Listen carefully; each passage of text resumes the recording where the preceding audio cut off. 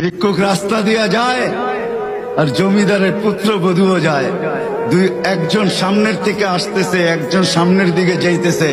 দুইজনের ক্রসিং এর সময় ভিক্ষুকের গায়ের কাদা জমিদারের পুত্রবধূর গায়ে লেগে গেছে। সে দুনিয়া আন্ধার করে ফেলছে, স্বামীকে টাইকা নিয়ে আসছে, বলছে ভিক্ষুক আমার কাপড় নষ্ট করে দিছে। সে শুধু ভিক্ষুক ছিল না, বৃদ্ধ ছিল।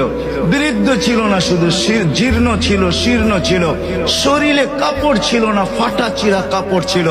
পায়ে জুতা ছিল না, পেটে ভাত ছিল না। জমিদারের পুত্র সইতে পারে নাই, যৌবনী শক্তি সয় তো সয় কি কইরা।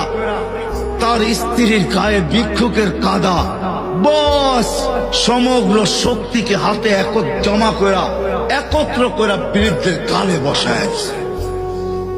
বৃদ্ধ কিচ্ছু বলে নাই, শুধু উপরের দিকে তাকায় দুই তিনটা শব্দ উচ্চারণ করছেন।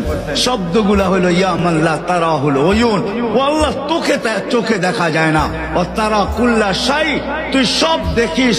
ফারা তারা মা বি, তুই কি দেখিস না আমার সাথে কি ঘটতেছে, এটা কি দেখিস না? বলতে দেরি যুবক, মরতে দেরি হয় নাই। জমিদার চলে আসছে, প্রতিশোধ নিবে। বৃদ্ধের একদিকে মুস্কি হাসি, একদিকে বলতেছে প্রেমের খেলা এমনই হয়। জিজ্ঞাসা করছে কিসের প্রেমের খেলা রে? বলছে ওর প্রেমিকার গায়ে আমার কাদা লাগছে, পায়ের কাদা লাগছে, ও সইতে পারে নাই।